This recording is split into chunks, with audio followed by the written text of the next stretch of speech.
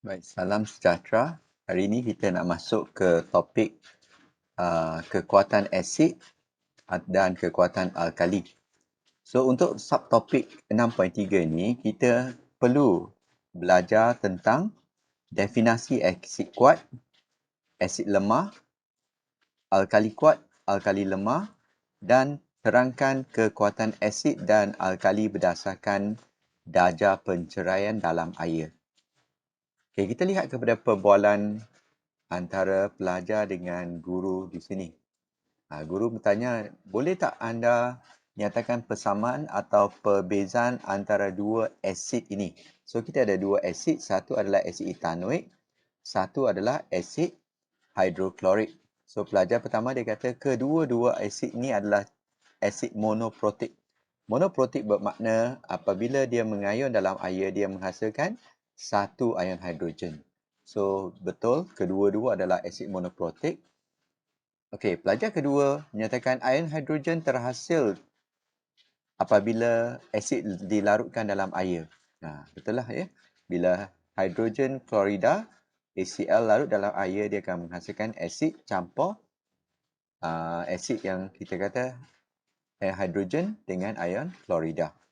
Dan pelajar ketiga dia kata HCl adalah asid kuat dan asid kita kata asid etanoik ini adalah asid lemah. Ya. So kita tahu memang betul lah asid perbezaan dia HCl ni asid yang sangat kuat.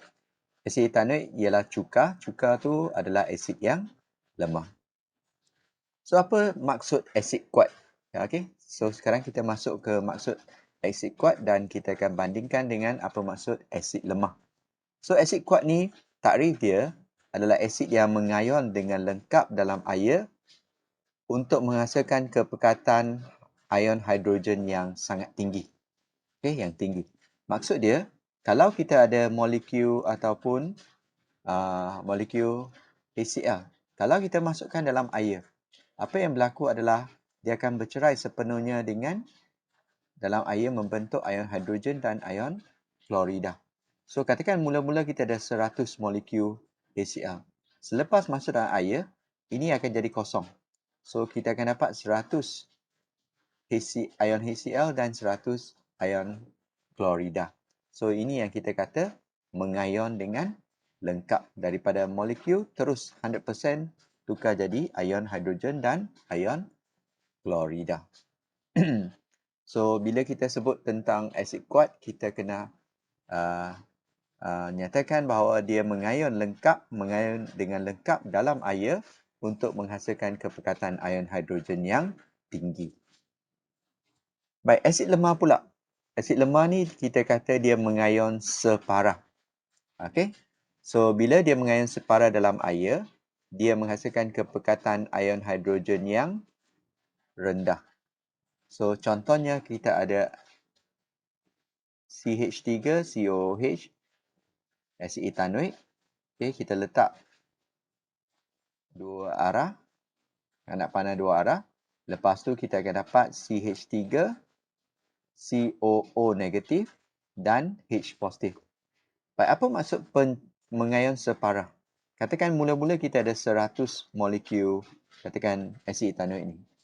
Selepas masuk dalam air, mungkin dia hanya cerai 4% saja. 96% atau 96 molekul masih kekal dalam bentuk CH3COOH. Hanya 4% ataupun 4 ion yang terhasil, iaitu 4 ion etanoat dengan 4 ion hidrogen terhasil. So pengayonan dia adalah pengayonan yang kita kata sedikit.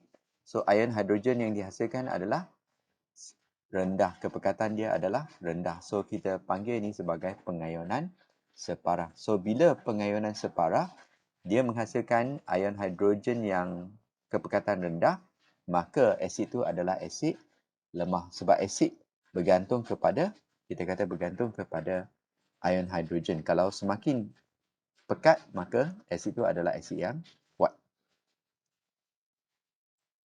So ini nak terangkan kepada kenapa kita guna simbol anak panah berbalik. So anak panah berbalik menunjukkan bahawa molekul asid etanoik ini membentuk ion hidrogen dan ion etanoat dan juga bergabung balik semula untuk membentuk asid etanoik balik. Bermakna dia akan wujud dalam semua keadaan ini. Okey, katakan yang ini dalam larutan mungkin wujud 96%, ini hanya wujud 4% saja. Okey, so itu untuk asid lemah biasanya kita guna anak panah berbalik. Baik, sekarang kita pergi ke apa maksud alkali kuat dan bandingkan dengan alkali lemah. So alkali kuat lebih kurang sama dengan takrif untuk asid kuat. Alkali yang mengayon lengkap, mengayon lengkap di dalam air untuk menghasilkan kepekatan. Alkali adalah kepekatan ion hidroksida yang tinggi. So kalau kita ada natrium hidroksida, kita masuk dalam air, 100% akan tukar kepada Na positif dan OH negatif. So ini tak wujud lagi. Kalau dia masuk dalam air 100% akan pergi ke ataupun ditukarkan kepada ion natrium dan ion hidroksida. Dia akan mengayon secara lengkap. Dia tidak akan berada dalam keadaan natrium hidroksida. So itu adalah yang kita maksudkan sebagai mengayon dengan lengkap. Itu adalah alkali kuat. Kalau alkali lemah, dia mengayon separah. So separah maksud dia di dalam air. Bila dia mengayon, separah tu maksud dia di dalam air. So kalau kita ada ion amonium hidroksida, masuk ke air, tindak balas berbalik, dia akan bentuk NH positif dengan OH negatif.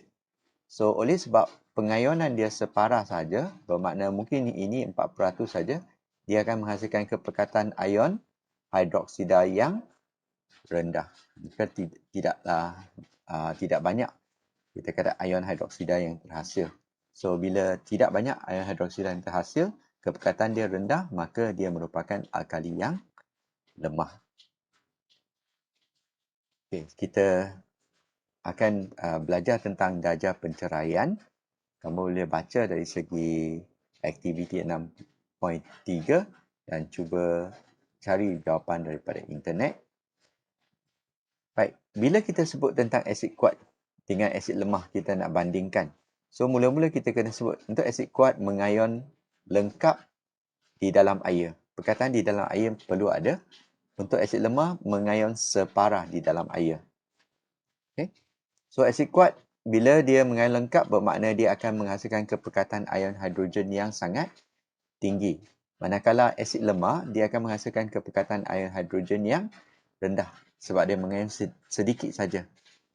So bila kita balik ke asid kuat, darjah penceraian dia tinggi. Darjah penceraian bermakna dia cerai sepenuh. Bila cerai sepenuh bermakna darjah penceraian tinggi dan nilai pH dia adalah rendah. Asid kuat, nilai pH dia boleh 0, 1, 2 dan seterusnya. Untuk asid lemah, oleh sebab dia mengayon separah saja, darjah penceraian dia rendah. Dia cerai sedikit saja. So nilai dia adalah nilai yang agak asid lemah, makna 5 dan 6 mungkin. 7 adalah neutral. So mungkin dia mempunyai nilai pH 5 dan 6. Nilai pH dia lebih tinggi. So sama juga untuk alkali kuat. Alkali kuat kita mengayon yang lengkap dalam air. Oleh sebab dia mengalami pengayonan lengkap, dia mempunyai kepekatan ion hidroksida. Oleh sebab dia alkali, kita kata ion hidroksida yang tinggi. So darjah penceraian dia tinggi, nilai pH tinggi sebab alkali kuat 14, 13, nilai pH tu adalah menunjukkan alkali yang kuat. Manakala alkali lemah, kalau kita lihat dia mengayon separah di dalam air, menghasilkan kepekatan ion hidroksida yang rendah dan darjah penceraian dia rendah, dia mengayon separah, so darjah penceraian rendah, so nilai pH dia adalah rendah, dia mungkin 8, 9 banding dengan 13 dan 14. 7 adalah neutral, so 8, 9 adalah alkali yang lemah, mungkin 8, 9, 10 macam tu. Alkali itu adalah alkali yang lemah. So kita boleh buat uji kendiri 6.3 sebagai kerja rumah. Kita berhenti di sini untuk pelajaran hari ini.